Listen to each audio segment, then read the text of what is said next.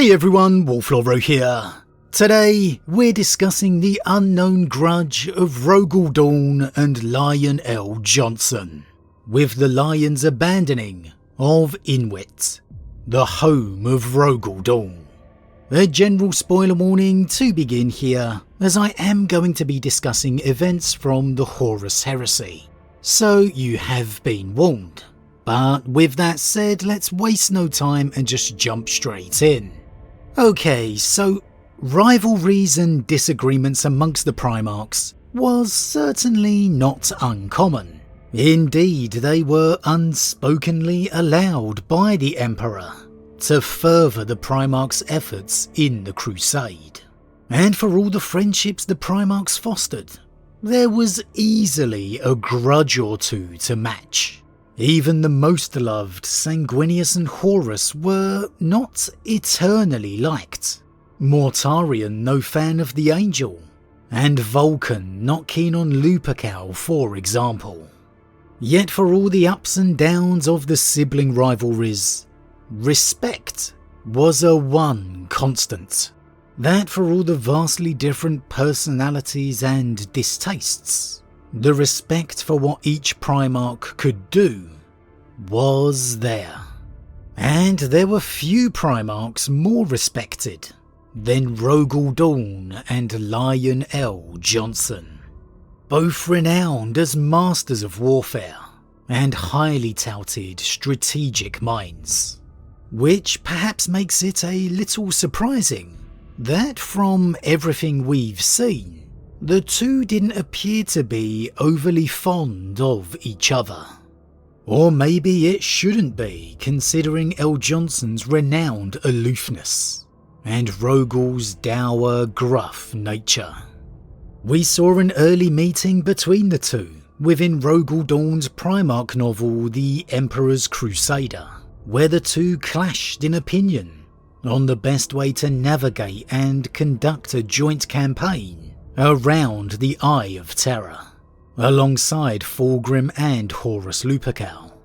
The Lion here is a recently found brother, and quite a bit more emotional and temperamental towards his kin than normally would be seen in my opinion, feeling a bit out of character as opposed to the aloof and guarded huntsman he is elsewhere described as. And the arguments between the two resulted in a duel of champions between the two legions to settle the matter of honour. Before he could warn Dorn, his Genefather stood up, addressing Fulgrim and Horus as much as the Lion. A year has passed since we were sent by the Emperor to claim these stars. He looked at the map from one end to the other as he continued. The 7th have not travelled as far as any of your expeditions. We have not fought as many battles. We have brought fewer worlds to compliance, by a margin. I return again, as I did when last we spoke, to the command of the Emperor, to bring his light to those systems that cannot see it, to shine enlightenment into the darkness left by old night. Most importantly, to vanquish the power that destroyed the previous expeditions. Now Dorn fixed upon the Lion, one fist clasped in the other hand as he was often posed. To go forwards, that was the command. To succeed where the other expeditionary fleets had not. You retrace their steps and call it success. Look at this map and tell me, brother of Caliban, which of us has travelled the furthest from the Emperor's light? Who among us has actually braved the real darkness of the Occluder Noctis? Bravery is it, snarled the Lion, clenching a fist. You think I choose an easier road? The walls of the castle will not be breached by scouting alone. What other reason have you got to excuse your reluctance? Enough, Rogal, snapped Horus, slamming a hand on the table. No, it is not enough, growled the Lion. It is too much. I am not only a coward, but I am also lazy, it seems. You leave out your true accusation, Rogal, that with my laxity I disobey the Emperor's command. I'm sure that was not, began Fulgrim. My brother sees it right, said Rogal Dorn, glaring at all three of the other Primarchs. His stare fell on the Lion. You choose to interpret what the Emperor said to fit your plans, rather than building your plans to heed the Emperor. Gidorus let no expression show on his face, but the captains of the other legions had less reserve, some gaping at the enormity of the charge laid down by Dorn. The arrogance. The Lion stepped away from the table, but then swung back.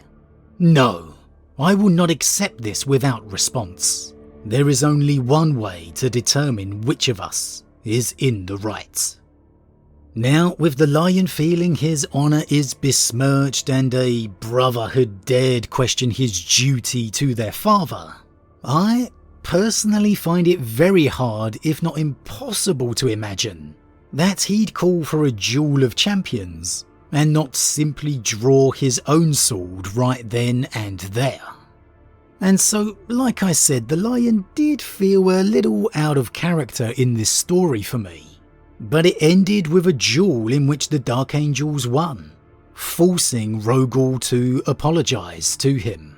And so it was clearly not the best of relationships between them, and one that apparently did not get any better over the years either, with Rogal referring to El Johnson's later campaign against the traitor homeworlds during the Siege of Terror as a policy of vengeance. And he seemed to pin far more hope of Roboute reaching the throne world than El Johnson. However, there was actually a further event that could possibly test their relationship even further as we enter into the Scouring. And that is what transpired during the largely forgotten siege of Inwit, Rogal Dorn's homeworld. Now, back during issue 478 of the White Dwarf magazine, there was an article covering the timeline of Lionel Johnson's campaign against the traitor homeworlds at the end of the Horus Heresy, part of the infamous decision he made with Roboute and Sanguinius. Roboute would use his legion as a sledgehammer against the traitor force's rearguard. El Johnson would annihilate the traitor homeworlds to cut off reinforcement and resupply, hoping to draw some traitors away from Terra. And the Angel would use this all as a distraction to slip through and reach the throne world, which, as we know, he did. And well, as a part of the timeline of events of El Johnson's campaign, there was a particular entry titled The Siege of Inwit, and here it tells the tale of Rogal's homeworld still holding out against the enemy, the garrisoned forces of the Imperial Fists left behind, and where these desperate loyal legionaries would come into contact with El Johnson's mighty crusade, and where they would appeal to the Primarch for reinforcements.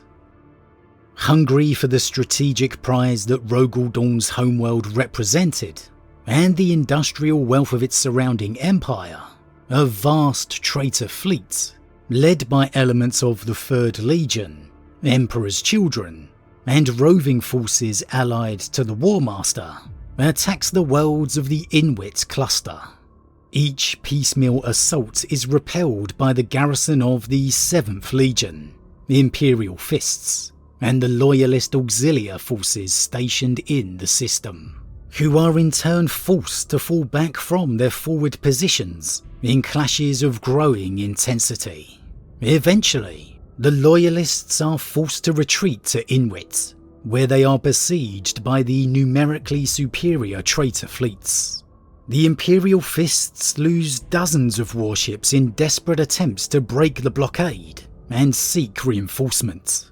However, the frigate Astral Majesty manages to break through and successfully translate into the warp.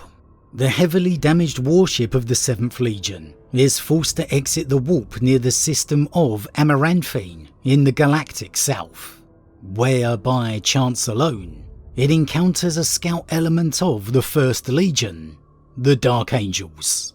The surviving Imperial Fists are taken before the Lion to request the assistance of the Dark Angels in lifting the siege of Inwit, but they are denied. The Sons of Dawn are instead conscripted by the Lord of the First to be part of his crusade of vengeance. They reluctantly join their forces with those of the Dark Angels and aid them in their prosecution of their campaign, leaving behind the people of Inwit to face their enemies alone and without aid. So, not only did Lionel Johnson refuse to help the Imperial Fists relieve the siege of Inwit, but he also actually conscripted the legionaries into his own crusade force, forcing them to leave the homeworld to its own fate. And look, you could say, well, they had a choice, but I think we all know they didn't really. You can't turn down a Primarch at the best of times, and I think we all know L. Johnson would have done his best Al Pacino and made them an offer they couldn't refuse. Most likely join me, or I'm taking all your arms and supplies anyway. And that is sure to go down like a lead balloon, if or when Rogal ever hears about it. Or is it? Let's weigh it up. L. Johnson is on a campaign to draw enemy away from the throne world, to destroy enemy reinforcements. Might Rogal say the Lion made the right choice? Might he say the Dark Angels were better off attacking the homeworlds of the enemy, focusing on those instead? Maybe. But honestly, I don't think so. And there's several reasons for that. Firstly, the Lion doesn't just focus on the traitor homeworlds, and instead he attacks enemy forces wherever he finds them, or wherever he hears rumours of them. Every sizable force of the enemy is attacked by L. Johnson's forces. The timeline is filled with entries about attacking enemy fleets or relieving Imperial worlds under assault or occupation. And this was obviously a sizable force of enemy, making the abandonment of Inwit particularly notable. Secondly, Inwit isn't just a single world, but actually the hub of a small empire. Rogal's often forgotten own much smaller Ultramar. Yes, the siege had largely focused on to the single world of Inwit now, but relieving it from enemy siege would have surely provided huge strategic and material gain. A larger bastion to reinforce and resupply the Imperium, freeing up possible sizable forces to either speed L. Johnson's crusade, or push for the throne world directly. And thirdly, L. Johnson didn't just decline to help the Imperial Fists. Let's be honest here, he basically forcefully conscripted them into his own crusade fleet, preventing them from even attempting to return to aid their home as well. And so, I don't think Rogal would see any practical or logical reason for the Lion's decision here, seeing arguably only spite instead. And so no, I really don't think this will go down well with Rogal at all, and in fact infuriate him.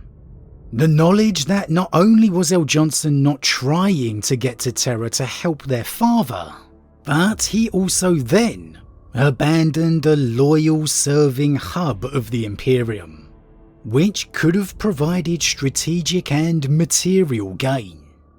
And look, of course, L. Johnson could well have rationalised that it didn't gain him anything by saving Inwit at all. but it does just come across as odd, given his other actions during his campaign. And knowing how he felt about Rabute's Empire of Ultramar, you do have to wonder if that played a factor in his thinking, that there should be no other empires out there other than simply the Imperium. Yes, Rogal's territory was a far, far cry from Ultramar, but still, it was more than a single world. Could Inwit have suffered for the mistakes of Ultramar, the Lion leaving Inwit to be destroyed because he regretted not doing that to Ultramar? The Imperium Secundus debacle. It's hard to say for sure, and we may never know for certain, but I wouldn't be surprised if L. Johnson's decision was not a purely strategic one. That there was a disdain and dislike for another Primarch Empire, or maybe just some of that old dislike and grudge with Rogal. But whatever the truth, it's going to be interesting to see if this comes up in the Heresy's aftermath, as we move into the Scouring, with Rogal finding out L. Johnson not only refused to aid his home, but actively took Imperial Fists away from its defense as well. Because with Rogal's state of mind post Siege of Terror, this could result in a very irate Praetorian indeed. But as always everyone, what do you think? Why do you think the Lion refused to break the siege of Inwit? Was it a purely tactical decision? Or could there have been another reason factoring into the Lion's thinking? Does it seem a bit strange when he relieved many other Imperial worlds during the course of his campaign? And how do you think Rogal is going to react when he finds out the Lion not only refused to aid it, but that he then took away Imperial Fists from its defense? As always everyone, leave your thoughts in the comments below. A huge thank you to all my subscribers, your support truly means a lot to me, it really does. If you're new, please consider subscribing to help the channel grow, and if you enjoyed this particular vid, then why not drop a like on it too. But with that said, I am off, and I'll see you all again real soon.